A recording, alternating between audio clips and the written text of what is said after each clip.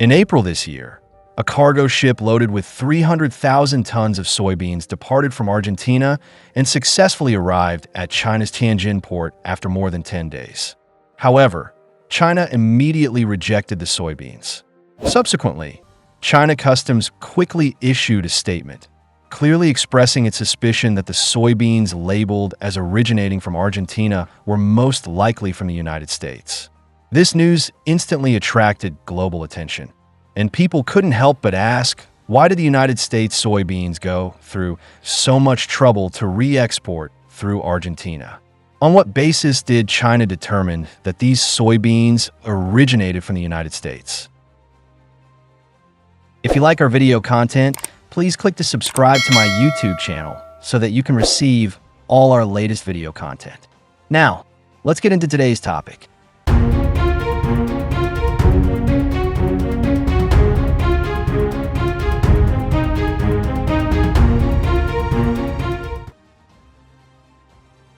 Whenever Trump is elected as the President of the United States, he will regard China as the biggest threat to the United States, and this time is no exception. In February 2025, Trump first announced a 10% tariff on all Chinese imports. By April 10th, the total tariff rate imposed by the United States on Chinese goods had soared to an astonishing 145%. Of course, Beijing also responded strongly at the first time. On February 10th, China announced a 15% tariff on U.S. coal and liquefied natural gas, and a 10% tariff on crude oil, agricultural machinery, large displacement cars, and pickup trucks. At the same time, China also imposed export controls on key metals such as tungsten, tellurium, molybdenum, bismuth, and indium. On March 3rd, China also imposed a 15% tariff on American chicken, wheat, corn, and cotton, and a 10% tariff on sorghum, pork, beef, aquatic products, fruits, vegetables, and dairy products. But the topic we're discussing today is that China stopped buying all soybeans produced in the United States. As far as I know, China is a populous country with a population of 1.4 billion and has a huge demand for food. Although their three major staple foods, rice, wheat, and corn, are basically self-sufficient, the domestic production of soybeans is far from meeting market demand. In 2024, China's total soybean production will be only 20.62 million tons, which is significantly lower than the actual demand. In order to meet the increasingly diversified domestic market demand, China needs to import about 150 million tons of grain on average each year, of which soybeans account for a considerable proportion. Taking 2024 as an example, China's total grain imports reached 157 million tons, with a total cost of up to $50.8 billion US. Among them, soybean imports reached an astonishing 105 million tons, accounting for 66% of the total grain imports. In other words, for every 100 yuan China spends on importing grain, more than 70 yuan is spent on imported soybeans. It should be pointed out here that in the past, China's soybean imports were highly dependent on Brazil and the United States, because soybean imports from these two countries accounted for more than 80%. In 2024, China imported more than 74 million tons of soybeans from Brazil, spending nearly 26.936 billion US, accounting for nearly 70% of imports. The United States is China's second largest soybean importer, importing more than 22 million tons from the United States throughout the year, spending nearly $9 billion US. Of course, due to Argentina's sufficient soybean production and relatively low prices, it has also become one of China's important sources of imported soybeans. According to published data, as early as 2022, China ordered nearly 3 million tons of soybeans from Argentina in a single month, almost catching up with the total import volume of 3.75 million tons in 2021. Then in 2024, China's total soybean imports from Argentina reached 4.1018 million tons, with an import price of $374 per ton. From January to February 2025, China's total soybean imports from Argentina had reached 120,000 tons. According to previous import trends, This year is likely to exceed the total amount of soybeans imported from Argentina in 2024. Many large soybean growers in Argentina are full of confidence and expectations for the Chinese market. But in April of this year, Chinese customs suddenly rejected 300,000 tons of soybeans from Argentina on the grounds that they suspected that the actual origin of these soybeans was not Argentina, but the United States. So what is going on? As we mentioned earlier, the United States is the world's second largest soybean producer, with a production of about 112 million tons in 2022. The planting area of soybeans in the United States exceeds 30 million hectares, mainly distributed in major agricultural states such as Iowa, Illinois, and Minnesota.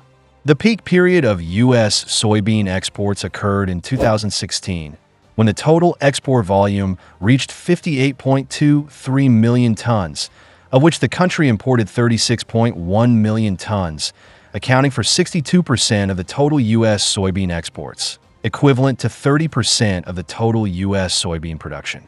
However, by 2024, 8 years later, the U.S. soybean production fell from 119 million tons to 100 million tons, and China's soybean import from the United States also fell from 36.1 million tons to 22.12 million tons, a decrease of nearly 14 million tons.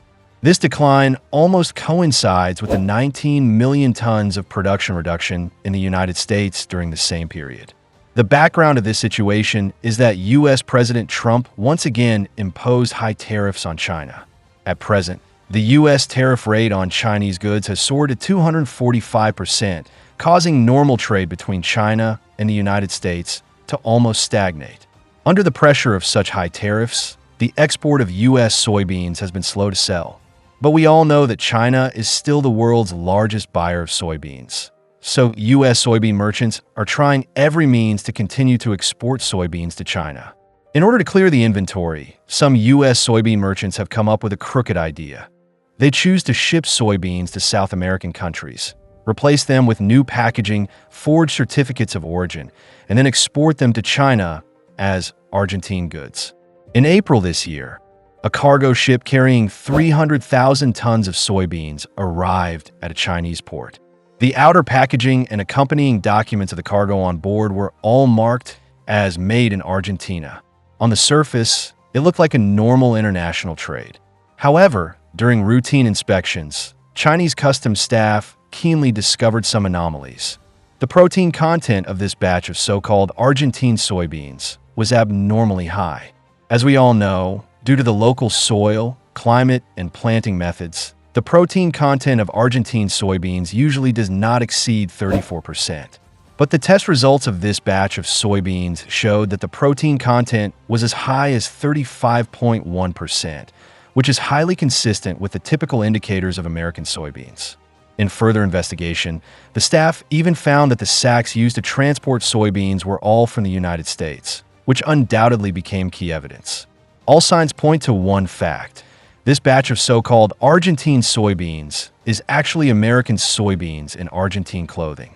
In the end, the 300,000 tons of soybeans that tried to pass through customs were returned by the Chinese customs in accordance with the law. In fact, this is not the first time that the United States has played this trick.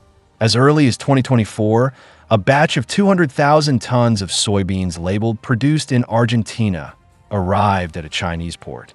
On the surface, the procedures were complete and the certificate of origin was clearly written. But the Chinese customs staff did not believe it and found out the truth in just 48 hours. This batch of soybeans was not from Argentina at all, but from the Midwest of the United States. So, how did China see through this disguise? As far as I know, Chinese customs used a variety of technical means, including GPS navigation track analysis of freighters, soybean protein content detection, and even used high-precision mass spectrometers for traceability. After comparing 12 indicators, the true identity of this batch of soybeans soon surfaced. Don't underestimate this technical system. In 2024, China Customs just completed a comprehensive upgrade of the AI algorithm, and the traceability accuracy rate was as high as 98%. For example, Shanghai Customs successfully intercepted many cases of origin fraud last year. leaving those fakes nowhere to hide. And this time, the strict inspection of Chinese customs directly smashed the United States' wishful thinking. What's more interesting is that the United States' stealing trick not only pitted itself, but also angered Argentina. In 2024, China imported 4.1 million tons of soybeans from Argentina, accounting for more than 70% of Argentina's total soybean exports.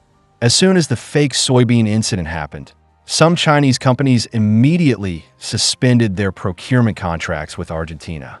The Argentine Ministry of Agriculture immediately submitted a complaint to the WTO, publicly accusing the United States of not only destroying their business, but also seriously damaging the country's reputation.